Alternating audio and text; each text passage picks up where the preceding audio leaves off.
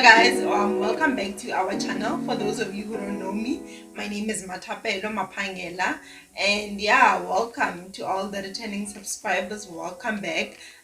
We see you, we appreciate you, we thank you for the comments, we thank you for the likes, for the suggestions. We genuinely do appreciate it.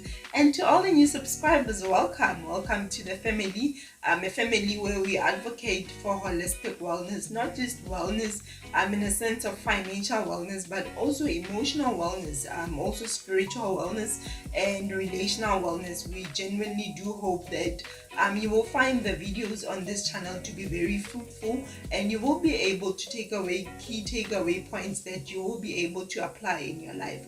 So yeah, getting into today's video. So Kenneth and I did a video on savings versus investment, right? And as I was going through the comments from the video, so a lot of people were saying that, you know what, we actually would like to save, but the reality is we can't. There was a particular case, I won't mention the name. The person said to me that, you know what, I genuinely would like to save, and each time I find myself starting, I always go back and I always tap into the savings, and once I've exhausted the savings, then I go and borrow, right? And I genuinely I want to start saving, but I don't know how. I don't know where to start. I am living from hand to mouth, and it pains me because I've been working for the past 2 years and I have nothing to show for it. So today I'm going to give practical steps on how to get started on your savings journey. So I think maybe first and foremost, don't be too hard on yourself. At some point, we've all fallen off the bus of saving. We did not just start working and start saving immediately. I know there are those who are there, who exist immediately after getting their first jobs, they started saving. And then there are others, I was part of the others, whereby I didn't save, and then at some point I realized the importance of saving, and then I opened the savings account. But before the end of the month, I would tap into that savings account. Please refer to the video. It will also enlighten you in terms of what happens when you keep on tapping into that savings account, whereby you fixed the amount of money for the month, but before the month can end and before you can realize your returns on the savings, you're already tapping into it, already withdrawing. So what happens when you do that? But yeah, for today's video, I'm just going to give practical steps on how to get started on your savings journey. So yeah, let's get into today's video. So first things first, I normally say that you cannot and it is impossible to fix a problem that you refuse exists, or you cannot fix something that you don't believe is broken, or you strongly believe is not broken. So for you to fix something, you need to have those honest conversations with yourself to say that, you know what, actually I've been saying that I'm going to save, but the reality is I have nothing to show for it. I've been working for the past 5 years, but I actually have nothing to show for it. I don't have any savings account, I don't have any investment account. So how do I get out of this cycle, right? Number one, accept that you have a problem and you can't commit to saving. And then number two, this is the most practical one. So how do you know that you have a problem? Go back to your bank statement. So go to your bank statement, get a bank statement over the past 6 months, right? So after you have printed that bank statement, in fact, you don't even have to print it, but I would strongly recommend that you print it, and then so it will be your bank statement over the past 6 months, right? So what do you have to look for when you look at your bank statement? So number one, take a highlighter. Take two highlighters actually. So have two highlighters in your hand, or two different pens, maybe a red one and a blue one, right? And then when you go through your bank statement, differentiate between your discretionary expenses and your non-discretionary expenses. So let me explain, what do I mean by these two? So your non-discretionary expenses are those expenses that you cannot live without. So those are your necessary or your essential expenses. And then your discretionary expenses are actually those expenses that you can apply your discretion, you can live without incurring them. So let me give a practical example. So your non-discretionary expenses will be your electricity, will be the amount of money you pay for water, the amount of money you pay for your rent, and etc. Whereas your discretionary expenses will be your takeaways, will be your entertainment, will be your those things that you spend money on, but you know that you can actually survive without them. So after you have highlighted what your discretionary and your non-discretionary expenses are, create a spreadsheet and then calculate how much of your money goes towards your non-discretionary expenses and how much of your money goes to your discretionary expenses.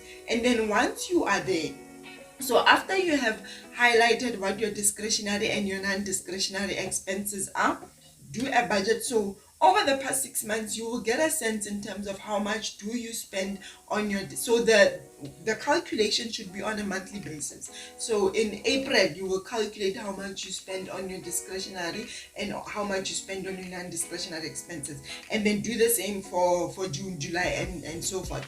And then once you are done with that, then do a budget, right? So because by now you should have a sense of how much of your money goes towards your discretionary expenses and how much of your money goes towards your non-discretionary expenses. So now the next thing is we draw a budget. Draw a budget. Your budget must be as realistic as it can possibly be. I know that the reason why we stop budgeting is because we make our budget so unrealistic, and the moment we don't stick to the budget, then we just stop because you are like, what's fun? I can't even, this thing is not even working, this thing does not work. It does not work because your plans are unrealistic or your budget is unrealistic. So make your budget as realistic as possible. And don't get me wrong, by making it realistic, it does not mean that you will spend 100% of everything that you have projected to spend, but at least spend around 90 or 80%, so that you know that in the next month, what are some of the things that I need to adjust, right? So the first thing I said, that go to your bank statement, highlight your discretionary and your non-discretionary expenses. Number 2, do a budget. So that budget must be realistic, right? And also in your budget, so when you do your budget, what assists me is do a budget over maybe 6 months, right, or over 3 months, and then break it into monthly deliverables. So over 6 months, how much do I want to spend on my discretionary expenses? How much do I want to spend on my non-discretionary expenses? And how much do I want to save? And then break it down onto monthly deliverables. Okay, to achieve this 6 months plan, what is it that I need to do on a monthly basis that will result in me getting to this 6 months plan, right?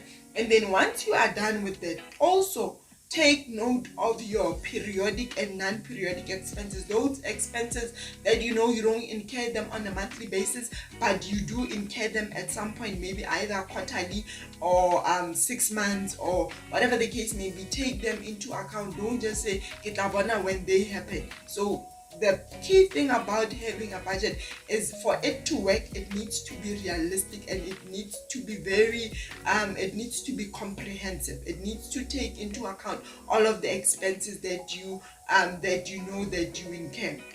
And then once you are done with doing your budget, so now you know how much you spend on your discretionary expenses. So my key focus is on those discretionary. So those discretionary, like I said, it's one of those things that you can avoid if you really want to. So now make a decision on what you are willing to forgo. What is it that you are willing to compromise?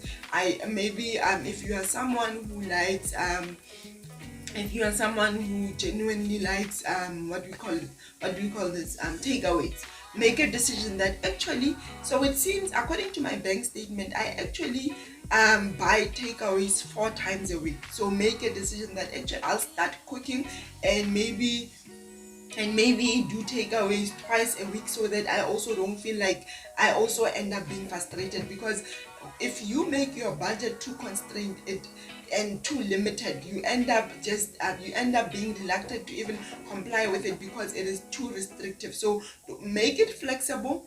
Make it flexible so that you can still enjoy some of those leisure things that you would like entertainment. If you know that you actually go out Friday, Saturday, Sunday, maybe you might want to go out on Friday, Saturdays. By the way, you need to rest, so on Sundays use it for resting.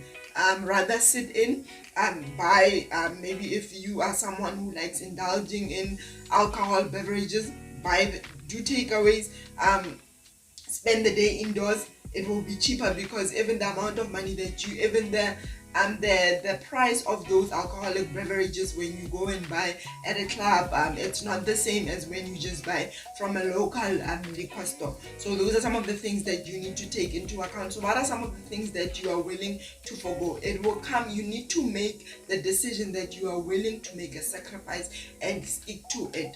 And also, I know, so with discretionary versus non-discretionary, there is no strict rule to say that actually at time it's discretionary, data is discretionary. There's no strict rule. You know what is discretionary for you and you know what is non-discretionary for you.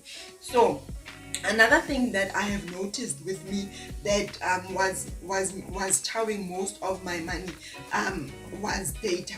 So data is another culprit, and how I went about mitigating it. So I went and I took a contract. So it's a seamless contract. So it's mainly just data. I used to buy like the 1 gig, and 1 gig would last me for 4 days or sometimes a week if I'm really busy and I'm not too busy on my phone. So maybe 1 gig would last me for a week, and 1 gig it's like 150. And on top of that, I also need to make calls. I buy airtime.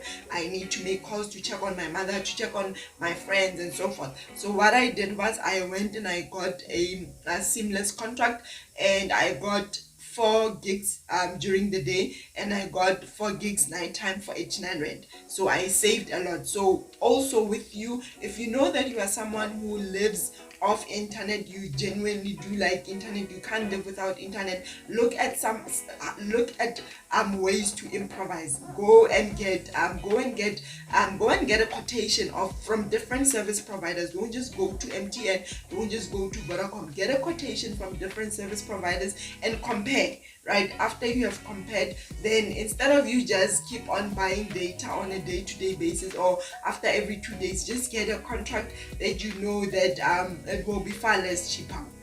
And then the other culprit is gym membership. I am not saying that gym membership is discretionary, and I'm not saying gym membership is non-discretionary, but I'm saying that we often have this habit of taking a gym membership and we end up not going to gym.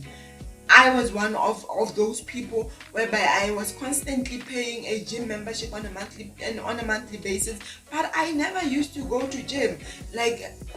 So my time is very constrained. So I'm working, so I'm a full-time employee.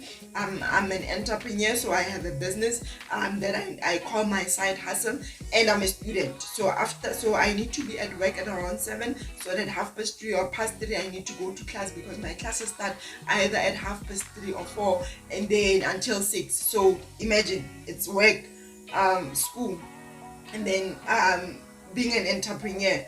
On top of that, I'm married, so that also requires time. The other thing is, so school does not just end at school, you also have assignments. So I did not have time to go to gym, but I was paying a gym membership on a month-to-month basis. So I'm not saying that you should neglect your physical well-being because you are busy, but try to find ways to improvise. So what I did was I went to the gym, and then I canceled my membership. So they would normally say that when you cancel your membership, they would charge you like 20% of your outstanding balance on the gym of your gym membership. So they will charge you maybe a certain percentage of your outstanding gym membership fee. So it will be like 20%, or sometimes it will be 30% or 35%. It will depend on your gym, or it will depend on the gym that you are going to. But it is very important for you to get that information prior to you making that decision, right? So after canceling gym, what I did was, okay, so I still need to keep fit, right? But keeping fit is not only limited to the gym. So what I did, the money that I was paying for my gym membership, I started investing in equipment that I can use at home. Because so now I gym at home, I do it at any time. I can do it at 8 o'clock, I can do it early in the morning, so I don't have to waste time walking to the gym and coming back to the gym and making all those excuses. So those are some of the things that and I'm also saving money on the monthly gym membership fees that I was paying, because I don't buy equipment on a month-to-month basis. So those are some of the things that you can do to decide what you are willing to forgo. But the key thing to remember is there must be a compromise that you are willing to make and stick to it, right? And then the fourth one is you need to set a savings objective. Like I said, do a budget over the next 6 months, and that 6 months also indicate how much you want to save over the next 6 months. So when you set a savings goal, first and foremost, before you can attach a monetary value to it, indicate your objective. What is it that you want to do with this money that you want to save? Do you want to pay off your fees? Do you want to I don't know what the case may be. Do you want to perhaps go on a holiday?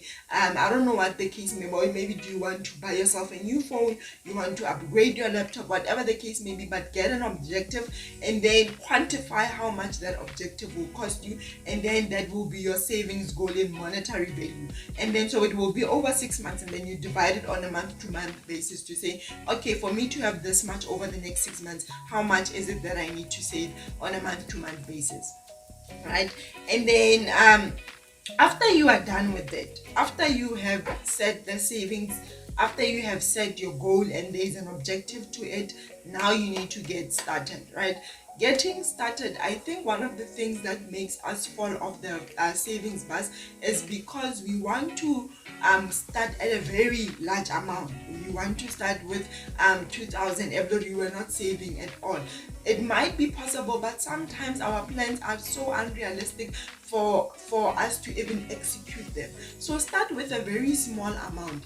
And remember, with savings, I like to use the concept of building habits. Everything starts with habits. Start your focus when you start saving should be on your habits rather than on how much you have saved. So okay, so this month let me start by just taking 500 rands, maybe withdraw it and put it somewhere, because I don't want to say start with take the 500 and fix it, because sometimes our budgets are unrealistic, but also sometimes things that are unforeseen happens. And you know, with the bank, the moment you fix it and then you tap into it, they penalize you because you are breaching your agreement. So maybe take the 500 and then put it away.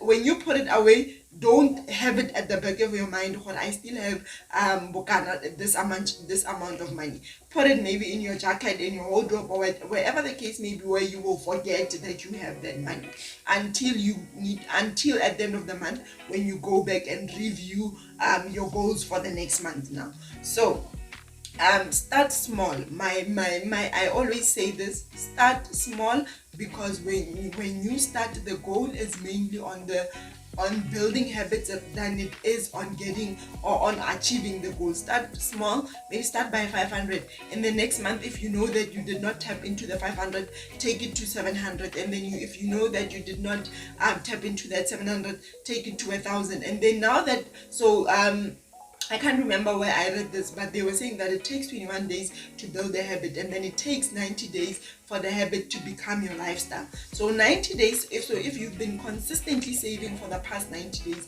and then now it has become part of your lifestyle, then open that fixed account. So now you know that on a month-to-month basis, I'll be saving 500, or I'll be saving 600, I'll be saving 700, but whatever the case may be. But if anything that you're going to take away from this video, it's always about habits. Start start with building habits, and also start small. Don't just bombard yourself. You end up finding yourself